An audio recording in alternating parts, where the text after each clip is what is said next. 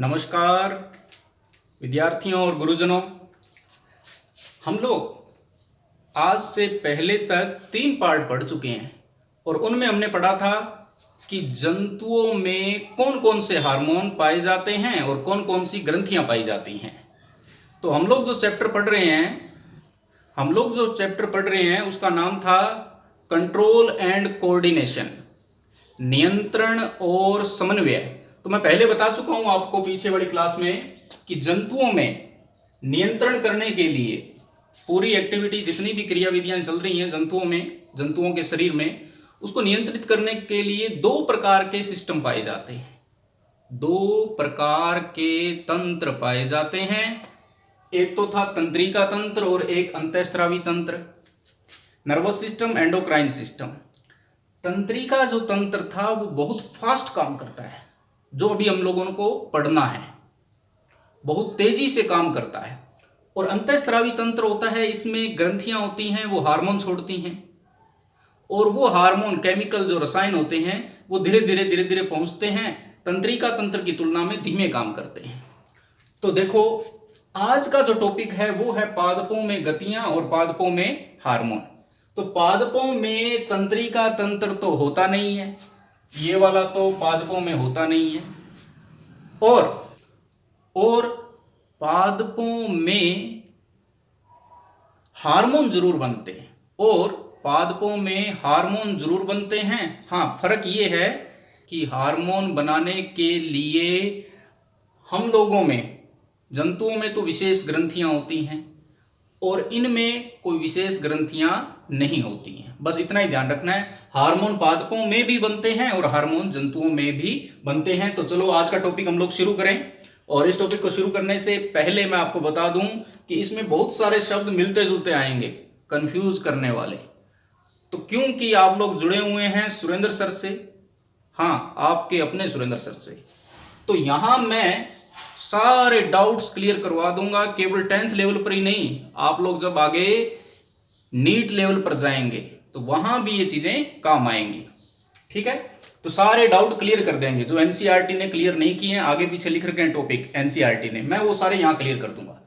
तो चलो पहला टॉपिक शुरू कर रहे हैं। अब पादपों में गतियां, हार्मोन ठहर के पढ़ेंगे हम लोग। पादपों में गतियां, मूवमेंट्स। तो मूवमेंट्स यानी गति जो है वो 2 प्रकार की होती है।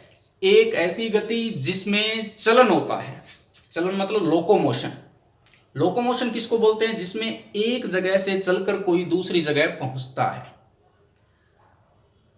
और दूसरी गति जिसमें चलन नहीं होगा, वो अपनी जगह खड़ा रहेगा और अपनी जगह खड़ा ही हिलता रहेगा, इधर हिल लिया कभी उधर हिल लिया, खड़ा अपनी जगह ही है। तो ऐसी गति को क्या कहते हैं? वक्रता गति या वक्रण गति, कर्वेचर। तो अब आप लोग कहेंगे कि सर प्लांट तो लोकोमोशन करते ही नहीं है, क्योंकि प्लांट तो अपनी जगह स्टेबल रहते हैं, स्थिर रहते हैं, ऐसा बोलेंगे आप लोग। लेकिन वास्तव में ऐसा नहीं है। कुछ प्लांट ऐसे होते हैं जिनमें लोकोमोशन पाया जाता है, कुछ प्लांट ऐसे होते हैं जिनमें चलन पाया जाता है, लोकोमोशन पाया जाता है। अपने सिलेबस में नहीं दिया हुआ अभी, वो बात अलग है, लेकिन पादपों में चलन होता है, लोकोमोशन होता है। और कुछ जो बच गए हैं, ये कार्य तो कुछ पौधे करेंगे, बाकी अधिकांश पौधों में कौन सी गतियां पाई जाती हैं? वक्रण गतियां। तो पहले तो इसी को ले लूं मैं, हालांकि सिलेबस में अपने 10th लेवल पे नहीं है, पर थोड़ी सी जानकारी होनी चाहिए आपको। देखो, मान लो ये कोई जगह है, ये ए जगह है, ये बी जगह है, ये सी जगह है, A point, B point, C point. अब यहां पर ए वाले पॉइंट पे कोई पादप है, ये। अब आप कहेंगे सर ऐसा कैसा प्लांट है ये? आप जिन पौधों को देख रहे हैं वे उच्च वर्गीय पौधे हैं, हायर प्लांट्स हैं। मैंने जो ये प्लांट बनाया है ये एक शैवाल है, क्लेमाइडोमोनास।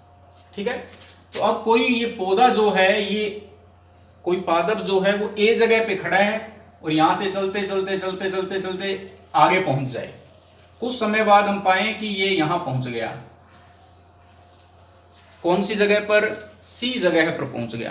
तो यानी एक जगह से चलकर दूसरी जगह पहुंचा है, एक जगह से चलकर दूसरी जगह पहुंचा है। तो ऐसी गति को क्या बोलते हैं? लोकोमोशन, चलन बोलते हैं ऐसी गति को। ठीक है। और आप जब भी देखेंगे उनके पीछे ऐसी गति जब लिखी होगी तो उस शब्द के पीछे क्या शब्द लगा होगा? अनुचलन। अगर वो प्रकाश की वजह से हो रही है, प्रकाशानुचलन। अगर वो टेम्परेचर की वजह से हो रही है तो तापानुचलन। ऐसे नाम पढ़ने में आएंगे आपके। कैसे नाम? प्रकाशानुचलन,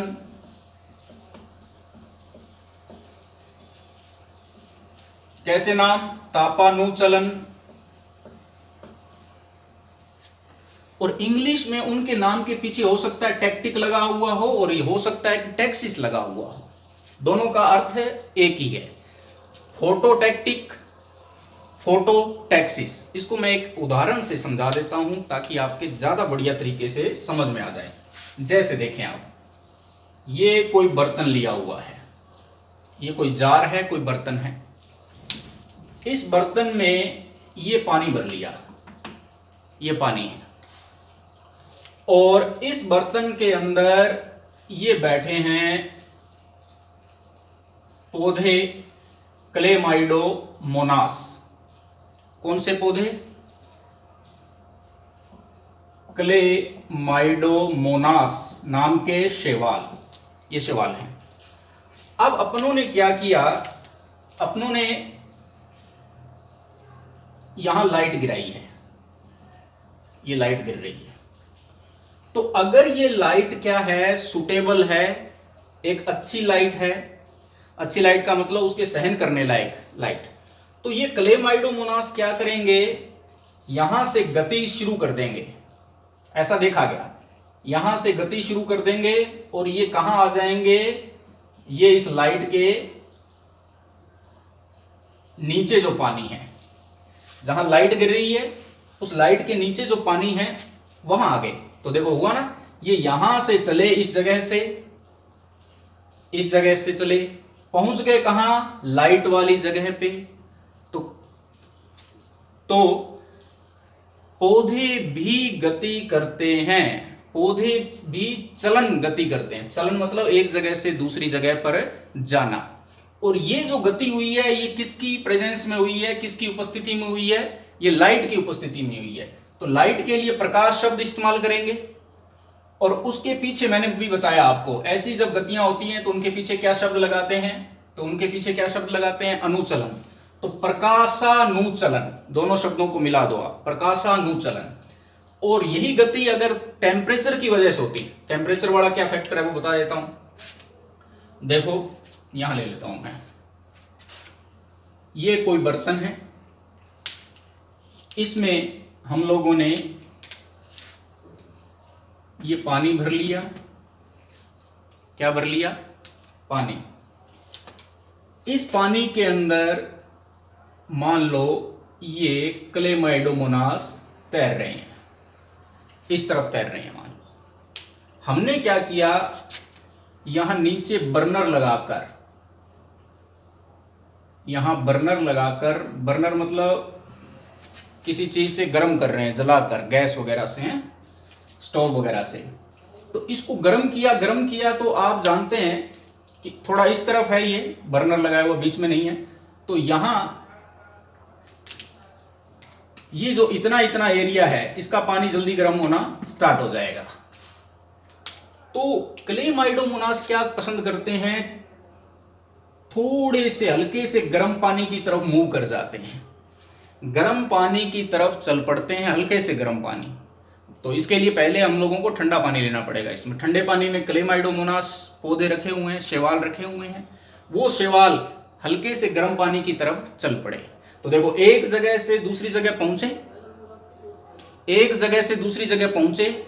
तो ऐसी गति जो एक जगह से दूसरी जगह जाने पर होती है उसको क्या बोलते हैं? चलन गति, लोकोमोशन। यानी अनुचलन हो रहा है।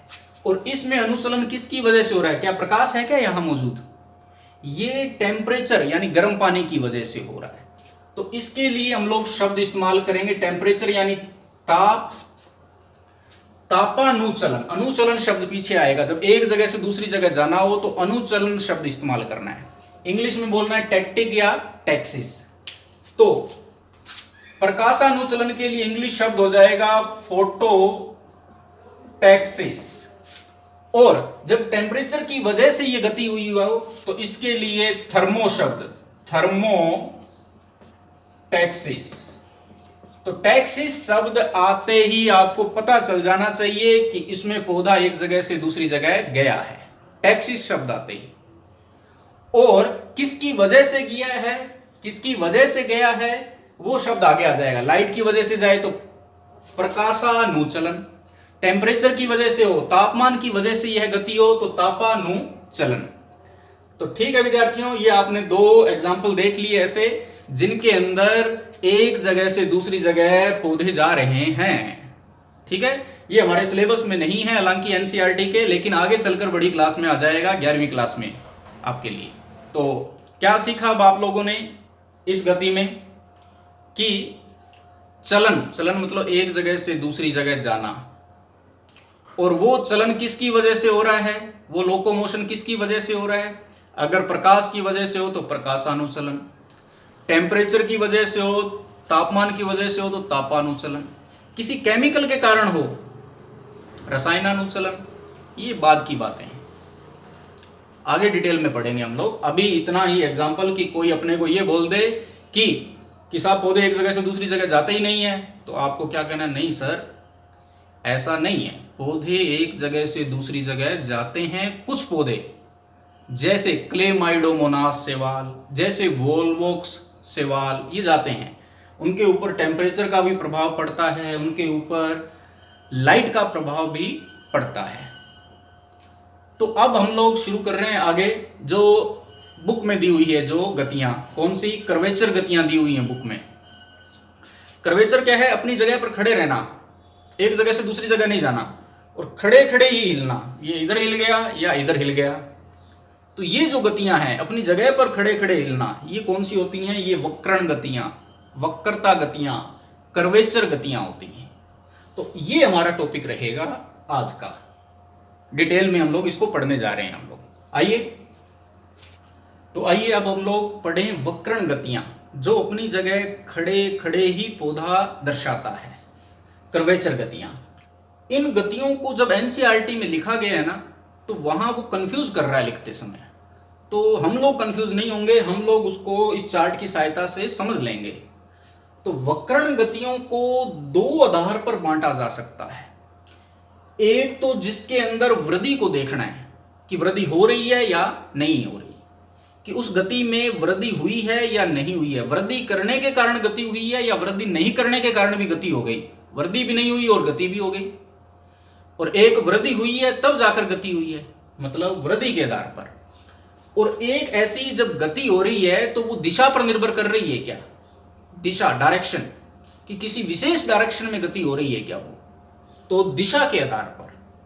तो अब हम लोग इसको समझने के लिए मैं एक एग्जांपल ले रहा हूं।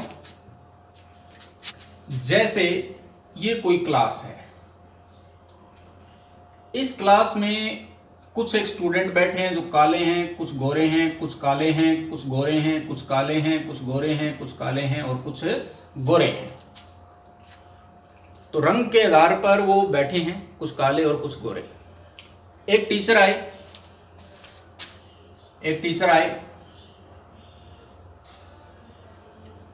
उन्होंने कहा 2 रो बना लो भाई।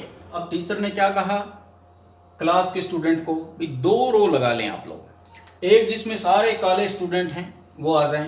तो ये काले स्टूडेंट ने रो बना ली, लाइन बना ली है, और एक लाइन में सारे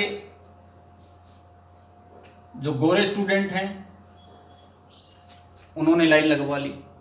तो देखो ये स्टूडेंट की जो लाइन लगी है इस बार वो किसके बेस पर है, ये स्टूडेंट ने जो पंक्ति बनाई है, ये लाइनें जो बनाई हैं वो रंग के आधार पर है, रंग के आधार पे, कलर के आधार पे लाइनें बनाई है। फिर साहब दूसरे टीचर आए, उन्होंने कहा नहीं वो लाइन छोड़ो आप लोग। ये दूसरे टीचर आए, इन्होंने कहा मैं जो लाइन बनवाऊंगा, अब मेरी जो लाइन होगी वो इस आधार पर होगी कि इंटेलिजेंट कौन है और कमजोर कौन है। तो इन्होंने कहा साहब कमजोर और इंटेलिजेंट इधर आ जाओ। तो देखो मान लो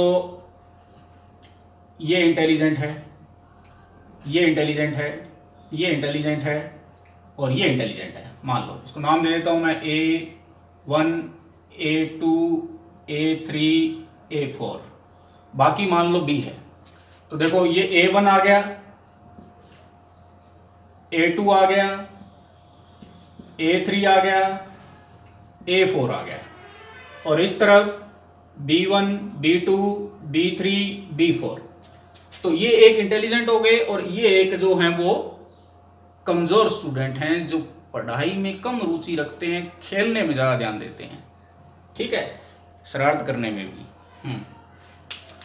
तो इन टीचर ने इन्हीं बच्चों में से अलग तरीके से लाइन बनवाई, इन्होंने इन्हीं बच्चों की अलग तरीके से लाइन बनवाई।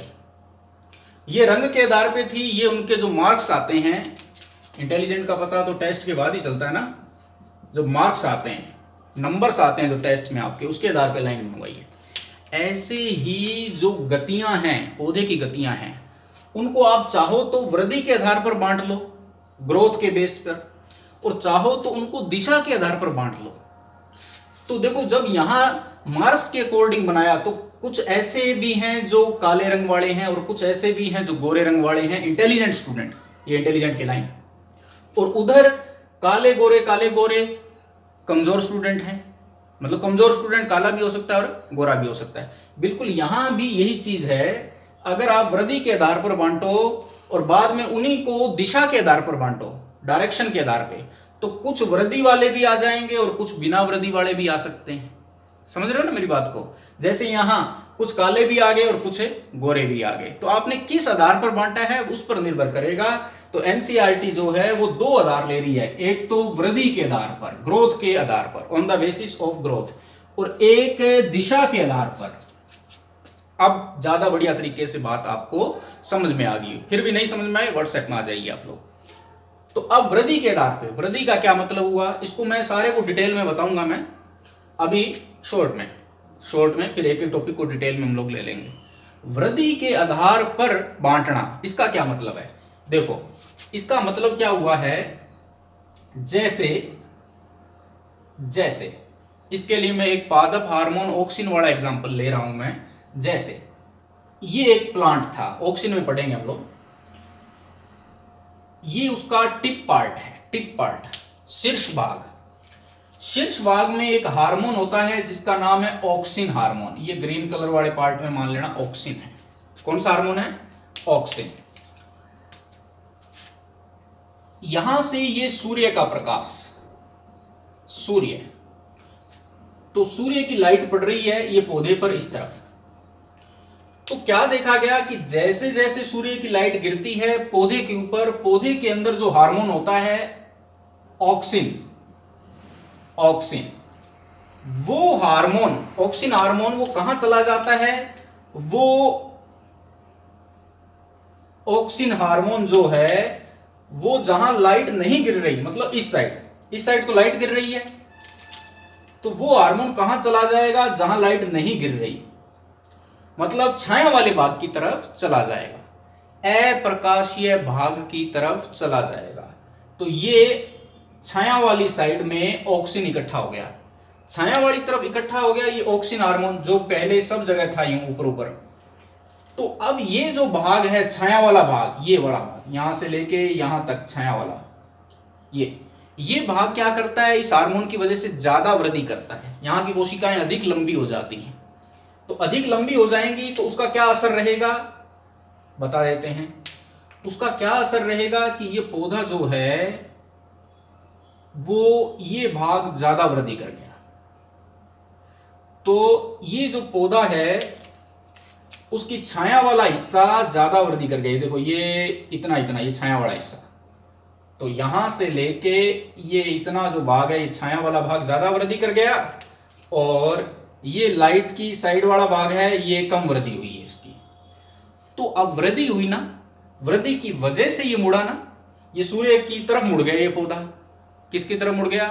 सूर्य की तरफ। किसकी वजह से मुड़ा? जो यहां की कोशिकाएं हैं, जो ये इस साइड की कोशिकाएं हैं, इन्होंने ज्यादा वृद्धि की, ज्यादा वृद्धि की। तो ये जो गति हुई है, ये जो वक्रण हुआ है, ये जो कर्वेचर आया है, ये किसके कारण आया है? वृद्धि के कारण। तो जब ऐसी गतियां जिनमें वृद्धि होती है, या यूं कहूं वृद्धि के कारण जब गति होती है, तो उसको बोलते हैं वृद्धि पर निर्भर गति, ग्रोथ डिपेंडेंट मूवमेंट। ऐसी मूवमेंट, ऐसी गति जो ग्रोथ यानी वृद्धि के ऊपर निर्भर है। और कुछ गतियां ऐसी होती हैं जिनमें वृद्धि का कोई लेना देना ही नहीं है। पौधा वृद्धि नहीं करता है, उसकी कोशिकाएं वृद्धि नहीं करती हैं, फिर भी गति होती हैं। जैसे एक एग्जांपल आ जाएगा आगे, जैसे छुई मुई का पौधा होता है, टच मी नॉट, छुई मुई का पौधा मैं लिख देता हूं यहां। कौन सा पौधा? छुई मुई का पौधा। छुई मुई के पौधे को टच किया या कंपन किया उसके पास में, या उसके डंडा लगाया, तो वो क्या करेगा? उसकी पत्तियां सिकुड़ जाएंगी, सिकुड़ जाएंगी, यूं इकट्ठी हो जाएंगी। तो छुई मुई के पौधे की कोशिकाएं हैं वो, उन्होंने क्या, छुई मुई का जो पौधा है वो कंपन की वजह से, वाइब्रेशन की वजह से क्या हुआ? वो यूं संकुचित हो गया, कॉन्ट्रैक्ट हो गया, और थोड़ी देर बाद में वो वापस फैल जाएगा, थोड़ी देर बाद में। तो क्या उसमें वृद्धि हुई? क्या उसमें वृद्धि का कोई लेना देना नहीं है। तो यानी वृद्धि के आधार पर गतियों को दो भागों में बांटा जा सकता है। ऐसी गतियां जिनमें वृद्धि होती है, यानी वृद्धि के कारण होती है ऐसी गति, और ऐसी गति जिसमें वृद्धि का कोई लेना देना नहीं है। तो अब और एग्जाम्पल अब किताब से आप छांटोगे और मेरे को कमेंट में बोलोगे कि सर ये गति भी वृद्धि के कारण हुई, ये गति वृद्धि के कारण हुई, और ये गतियां वृद्धि के कारण नहीं होती हैं। जैसे मैं एग्जांपल ले लेता हूं, आप छांटना आप, ठीक है, और कमेंट में लिखना आप लोग। जैसे मैं कहूं कि जो बेल होती है, बेल, टेंड्रिल्स, टेंड्रिल्स देखे होंगे, गिलोय की बेल देखना आप, गिलोय की। तो टेंड्रिल्स जो होते हैं वो क्या होते हैं? वो किसी चीज के सहारे ऊपर चढ़ते चले जाते हैं, तो वहां मूवमेंट्स हो रही है, गति हो रही है। तो वो गति किसके कारण हुई? वृद्धि के कारण या बिना वृद्धि के, ये आपको तय करना है। जैसे और एग्जांपल ले लो, जैसे पुष्प हैं वो खिलते हैं, यूं पुष्प खिलते हैं, तो वो गति किसके कारण हो रही है? ये आपको तय करना है। सूर्य जो निकल रहा है, और सनफ्लावर होता है, सूरजमुखी का फूल, आपने देखा होगा कि वो उसकी तरफ झांकता रहता है, सूर्य की तरफ, जिधर सूर्य जाता है उधर चला जाता है। तो फिर वो गतियां किसके कारण हो रही है? वृद्धि के कारण या बिना वृद्धि के कारण? और एग्जांपल लेता हूं मैं, जैसे कुछ फूल ऐसे होते हैं जो रात को मुरझा जाते हैं और दिन में खिल जाते हैं, वो गतियां किसके कारण होती है? वृद्धि के कारण या बिना वृद्धि के? ये आप लोगों को डिवाइड कर लेना है। अब इसके आधार पर अगर नए बांटे, वृद्धि के आधार पर नए बांटे, तो फिर क्या दूसरा बेस रह सकता है? On the basis of direction, दिशा के आधार पर इनको बांटना।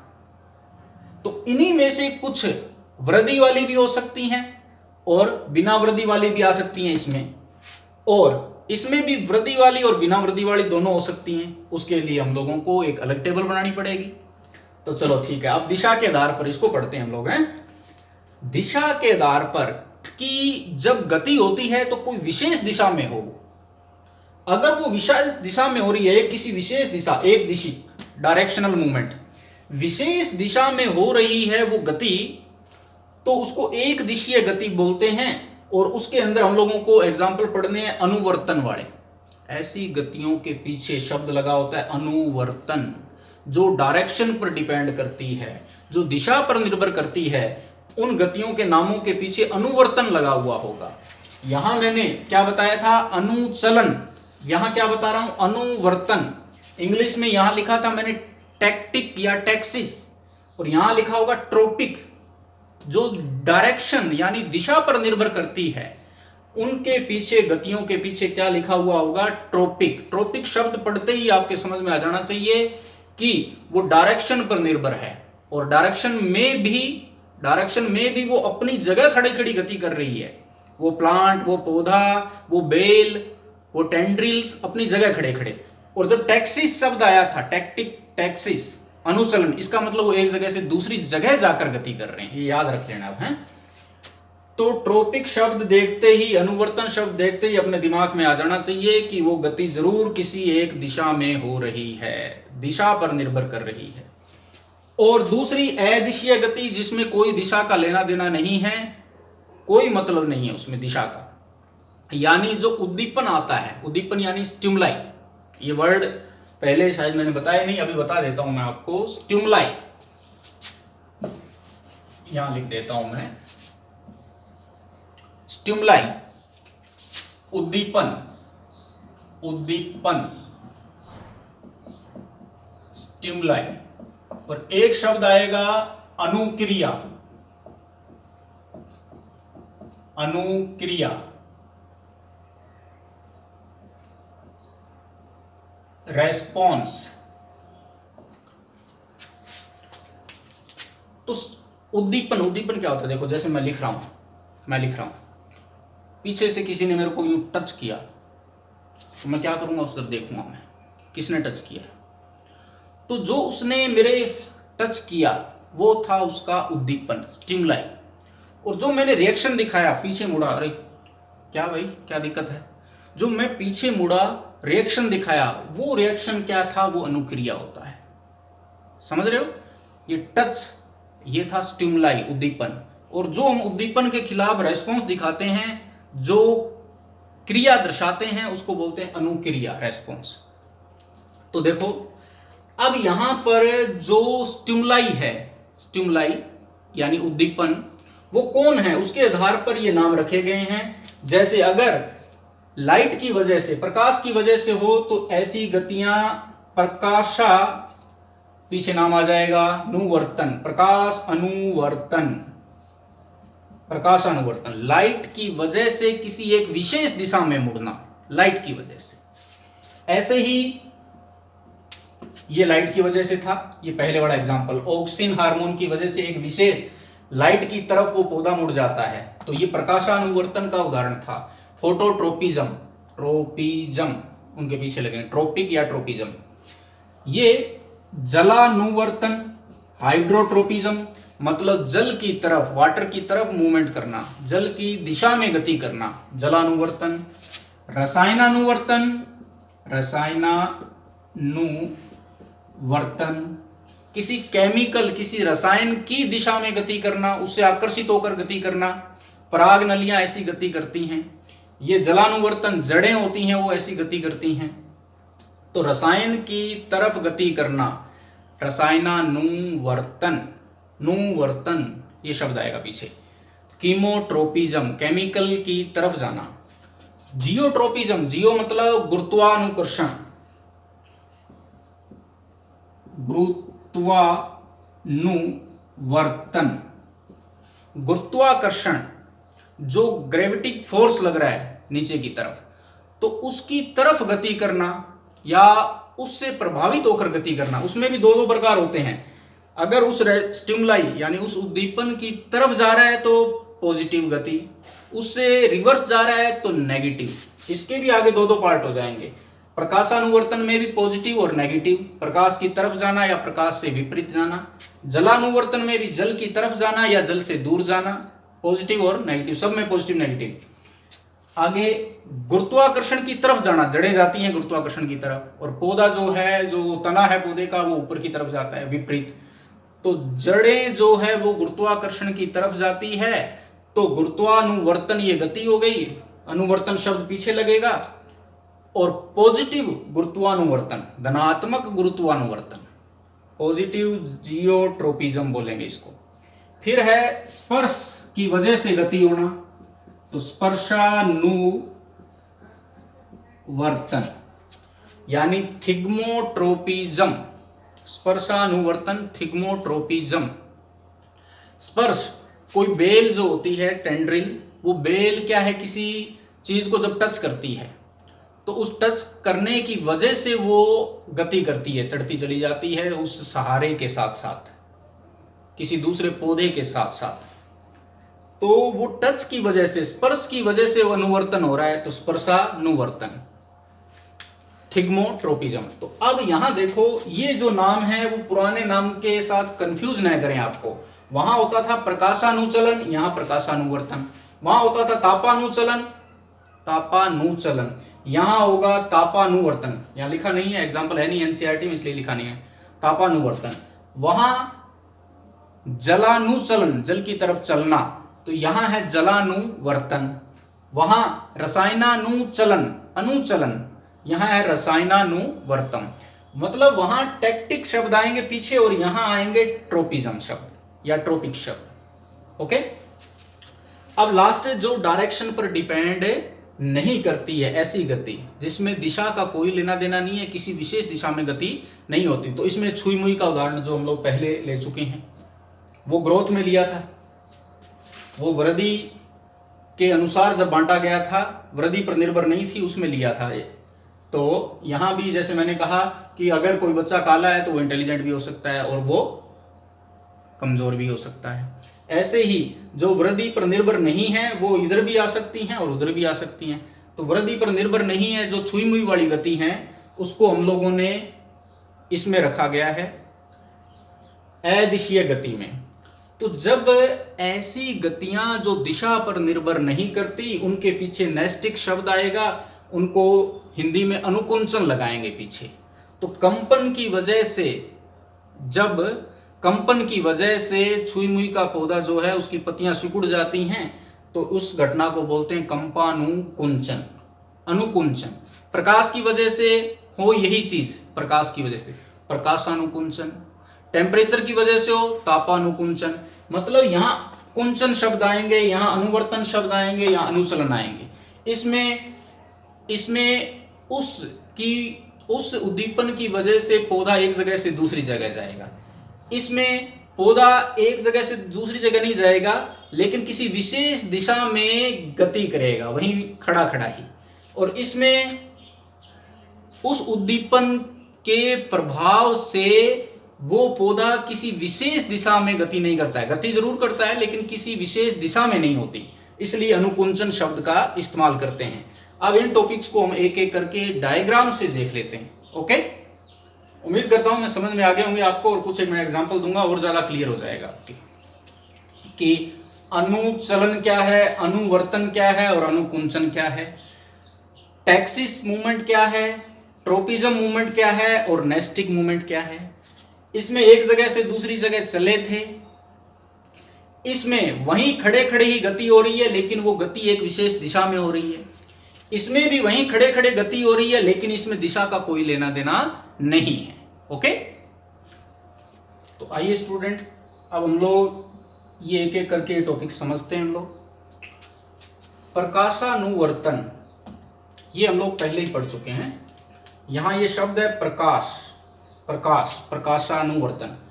अनुवर्तन, अनुवर्तन शब्द आते ही समझ में आ गया होगा आपको। अनुवर्तन कि इसमें पौधा अपनी जगह ही खड़ा खड़ा गति करेगा और वह गति प्रकाश के कारण एक दिशा में हो रही है, प्रकाश की दिशा में हो रही है। ठीक है, प्रकाश की दिशा में भी प्रकाश से दूर जा रहा है या प्रकाश की तरफ जा रहा है, उसकी बात करेंगे हम लोग। तो इसका उदाहरण मैंने बता दिया था, जल्दी से दोबारा बता देता हूं। ये प्लांट है और फिर क्या हुआ, पहली स्थिति, दूसरी स्थिति, फिर ये तीसरी स्थिति, उसमें वो प्लांट है यूं मुड़ गया था ना, ये तीसरी स्थिति। तो देखो इस तरफ से ये लाइट आ रही है, ये सूर्य का प्रकाश आ रहा है यूं, तो लाइट है वो इस तरफ, यहां इस तरफ गिर रही है इस पौधे पर। पौधे के जो शीर्ष भाग होता है, तने का शीर्ष, तने का शीर्ष, टिप जो पार्ट होता है, टिप पार्ट शूट का, तने के शीर्ष भाग में एक हार्मोन पाया जाता है जिसका नाम है ऑक्सिन।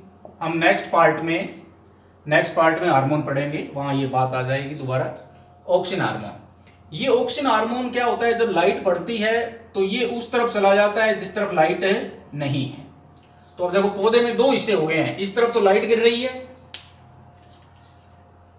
ये लाइट गिर रही थी इस तरफ, ये प्रकाशीय भाग हो गया,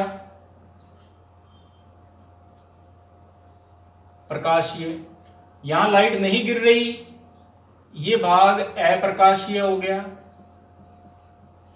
अप्रकाशीय। तो क्या हुआ, जिस तरफ ये ऑक्सीजन हार्मोन इकट्ठा हो गया है छाया वाले भाग में, ऑक्सीजन छाया वाले भाग में, जहां पर अंधेरा पड़ता है छाया पड़ती है, यानी जहां लाइट नहीं पड़ती वहां ऑक्सीजन हार्मोन इकट्ठा हो गया है। तो ऑक्सीजन हार्मोन के इकट्ठा हो जाने की वजह से वहां की कोशिकाओं ने ज्यादा वृद्धि की। तो ये देखो यहां से लेके यहां तक वृद्धि, अगर हम यूं यहां से कट करें और ये वृद्धि नापे, ये वाली, और अपोजिट वाली वृद्धि देखें, ये वाली, तो ये वृद्धि ज्यादा है या ये वृद्धि ज्यादा है, तो आप पाएंगे कि ये वृद्धि ज्यादा है। तो यानी वहां की कोशिकाएं अधिक लंबी हो गई हैं ऑक्सीजन हार्मोन की वजह से। इसकी वजह से जो पौधा था वो सूर्य की दिशा में मुड़ गया है। तो सूर्य का जो प्रकाश है वो तो हो गया उद्दीपन, उद्दीपन की तरफ मुड़ जाना, स्टिमुलाई की तरफ मुड़ जाना, वो हो गया धनात्मक प्रकाशानुवर्तन। तो ये पॉजिटिव यानी धनात्मक पॉजिटिव यानी धनात्मक प्रकाशानुवर्तन का उदाहरण है। धनात्मक प्रकाशानुवर्तन, जिधर से प्रकाश आ रहा है उसकी तरफ मुड़ जाना, धनात्मक प्रकाशानुवर्तन। अपने पौधे की जड़ों में और पौधे की जड़ों में और पौधे के तने में भी इस उदाहरण को लागू कर सकते हैं। पौधे का जो तना है वो धनात्मक लाइट की तरफ जाता है, पौधे की जो जड़ें हैं वो ऋणात्मक प्रकाशानुवर्तन दर्शाती हैं, नेगेटिव फोटोट्रोपिज्म दिखाती हैं, नीचे की तरफ जाती हैं लाइट से दूर। तो बुक में ये एग्जांपल दिया हुआ है, तो ये ले लेते हैं कि लाइट की तरफ पौधा जो मुड़ रहा है वो प्रकाशानुवर्तन, लाइट की तरफ मुड़ जाना, लाइट की वजह से गति करना, और वो भी खड़े खड़े गति करना। ठीक है, तो अब नेक्स्ट देखें जलानुवर्तन। देखो ये मैंने बर्तन लिया, एक ये बर्तन लिया, इसमें मैंने मिट्टी भर दी, ये मृदा भर दी है, मिट्टी भर दी है, सॉइल भर दी है, और यहां मैंने क्या किया, एक प्लांट लगा लिया, ये मैंने प्लांट लगा लिया, एक पौधा लगा लिया, यहां ये पौधा लगा लिया, और ये पौधे की जड़ें हैं। अब मैं क्या कर रहा हूं, मैं यहां मिट्टी में मैंने ये पाइप डाल दी, और इस पाइप से मैंने यहां पानी छोड़ रहा हूं। तो पानी लगातार जब यहां आएगा तो यहां वाली मिट्टी जो है वो गीली हो जाएगी। तो हम कुछ दिनों बाद जब हम देखेंगे तो ये जो जड़ें हैं वो उस तरफ चल पड़ी हैं, यानी जड़ों में गति हुई है। ठीक है, पौधा अपनी जगह खड़ा है, केवल उसका जो जड़ भाग है, रूट, वो गति कर रहा है, और ये गति किसकी तरफ हुई, जल की तरफ हुई। तो जल की तरफ खड़े खड़े गति करना, तो उसको बोलते हैं जलानुवर्तन। और जल की तरफ हुई है तो धनात्मक, जल से विपरीत जाता तो ऋणात्मक। तो ये एग्जाम्पल हो गया धनात्मक जलानुवर्तन का, धनात्मक जलानुवर्तन का। इसको उतार लें आप लोग। ओके, अब नेक्स्ट लेते हैं रसायनानुवर्तन। ये हम लोग जब पादपों में जरन पाठ पढ़ेंगे वहां डिटेल में आ जाएगा। ये क्या है, पौधे में जो मादा भाग होता है, फीमेल पार्ट, वर्तिकाग्र, वर्तिका अंडाशय, और अंडाशय में लगा होता है बीजांड। ये बीजांड है। बीजांड में ये अंदर एक संरचना आएगी, आप नाम पढ़ेंगे भ्रूणकोश, एम्ब्रियोसैक। ये ओव्यूल, बीजांड, एम्ब्रियोसैक। इसमें एक सेंटर में कोशिका होती है, अंड कोशिका, और उसके आसपास दो कोशिकाएं होती हैं जिसको सहायक कोशिकाएं बोलती हैं, ग्रीन वाली सहायक कोशिकाएं। ये सहायक कोशिकाएं एक रसायन छोड़ती हैं, सिनर्जिड्स कहते हैं इसको, कोशिकाओं को, वो एक केमिकल छोड़ती हैं। तो जब पराग कण आकर गिरता है, यहां ये पराग कण आ गया साहब, पराग कण से निकलती है पराग नली, ये पराग नली, पोलन ग्रेन आकर गिरा फ्लावर के ऊपर और उससे पोलन ट्यूब निकली, पराग नली निकली। ये पराग नली जो है वो गति करती जाएगी किस तरफ? इस कोशिका से जो केमिकल बन रहे हैं इस ग्रीन वाले से केमिकल की तरफ जा रही है। तो केमिकल की वजह से हुई ये गति। तो रसायनानुवर्तन केमिकल की वजह से उसकी तरफ जा रहा है तो धनात्मक, उससे विपरीत जाता तो ऋणात्मक। तो ये रसायनानुवर्तन जो गति है वो पराग नली दर्शा रही है। पराग नली पराग कण से बनती है, पोलन ग्रेन से पोलन ट्यूब बनती है जो, और वो केमिकल कौन छोड़ती है? ये ग्रीन कलर वाली सहायक कोशिकाएं। वो रसायन इनकी वजह से बन रहा है, इनके द्वारा बन रहा है। नेक्स्ट एग्जांपल, गुरुत्वानुवर्तन। गुरुत्वाकर्षण की तरफ गति करना या उससे विपरीत करना। तो यहां जो उद्दीपन होगा वो गुरुत्वाकर्षण बल होगा। आपने क्या किया? एक गमले में लगा पौधा लिया और इस पौधे को इस गमले को अपने क्या कर लिया? टेढ़ा कर लिया। यूं लगा हुआ था, इसको यूं टेढ़ा कर दिया, कुछ दिन तक रखा। ये इसकी जड़ें थी, यूं ये जड़ें थी। शुरुआत में ऐसा था पौधा। बाद में क्या होगा? कुछ दिन बाद हम देखेंगे, कुछ दिन बाद क्या होगा? ये गमला, ये जो पौधा लगा हुआ था, तो ये जो पौधे की ये हिस्सा है पत्तियों वाला, ये धीरे धीरे क्या होगा? ये यहां से ऊपर उठना शुरू हो जाएगा, यानी गुरुत्वाकर्षण के विपरीत जाएगा ये। और जो जड़ें थी जो यूं सीधी थी, ये जड़ें जो है ये यूं नीचे, जड़ें जो है ये नीचे की तरफ आनी शुरू हो गई। तो देखो ये तो गुरुत्वाकर्षण के विपरीत जा रहा है, तो ये ऋणात्मक गुरुत्वानुवर्तन। ये क्या है? गुरुत्वाकर्षण की तरफ जा रही है जड़ें, तो ये हो गया धनात्मक गुरुत्वानुवर्तन, पॉजिटिव गुरुत्वाकर्षण की तरफ जाना। ओके, अब एक लास्ट रह गया स्पर्शानुवर्तन, और वो हम लोग नेक्स्ट पार्ट में पढ़ेंगे, कंपानुकुंचन को। स्पर्शानुवर्तन, इसको देखें आप लोग। ये मैंने कोई एक वृक्ष ले लिया, मान लो वृक्ष, और ये मैं इस वृक्ष के सहारे ये ले रहा हूं एक बेल।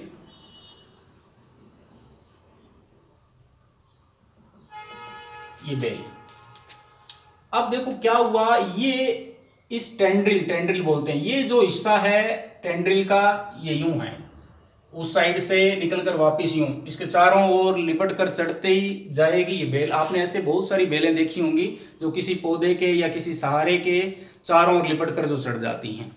वो क्या वजह रहती है? जो भाग टच करता है उस सहारे को, उस स्पॉट को, जैसे यहां ये बेल है वो इस तने को टच कर रही है, जिस जगह पर टच किया है वो भाग कम वृद्धि करता है, और जो भाग टच नहीं कर रहा है ये भाग जो है ये वाला, ये दूर रह गया। तो देखो यूं टच करेंगे हम, तो वो देखो ये यहां ये स्पॉट है, ये मेरा हाथ, तो ये भाग जो टच कर रहा है ये कम वृद्धि करेगा, और जो भाग टच नहीं कर रहा है वो ज्यादा वृद्धि करेगा। ज्यादा वृद्धि करने की वजह से वो इसके चारों ओर मुड़ती जाएगी, बार बार लिपटती चली जाएगी। तो जो भाग टच नहीं कर रहा, स्पर्श नहीं कर रहा, वह अधिक वृद्धि करता है, और जो भाग टच करता है वो कम वृद्धि करता है। इसी की वजह से ये टेंड्रिल्स यानी प्रतान बेलें जो होती हैं, प्रतान बेल, वो उसके चारों ओर चढ़ते हुए चली जाती हैं। तो ठीक है विद्यार्थियों, तो मैंने कोशिश की है इन टॉपिक्स को समझाने की, और नेक्स्ट पार्ट में हम लोग फिर ले लेंगे, वो एक तो बचा हुआ पार्ट ले लेंगे, और फिर प्लांट हार्मोन्स ले लेंगे, और इनका दोबारा शॉर्ट में एक टेबल बना लेंगे शॉर्ट में। तो फिर हम लोगों को ये डाउट क्लियर हो जाएगा कि मुझे प्रकाशानुचलन कब बोलना है मुझे प्रकाशानु वर्तन कब बोलना है, मुझे प्रकाशानु कुंचन कब कहना है, स्पर्शानु चलन कब कहना है, स्पर्शानु वर्तन कब बोलना है, स्पर्शानु कुंचन कब बोलना है। ऐसे ही तापानु चलन, तापानु वर्तन, तापानु कुंचन। ओके, तो ये हम नेक्स्ट पार्ट में हम लोग देख लेंगे। तो कोई भी डाउट रहे आपकी, कोई भी डाउट, तो व्हाट्सएप में आ जाइए आप, मेरे व्हाट्सएप ग्रुप में आकर वहां मैसेज डालिए। मैं व्हाट्सएप नंबर मेरा लिख देता हूं,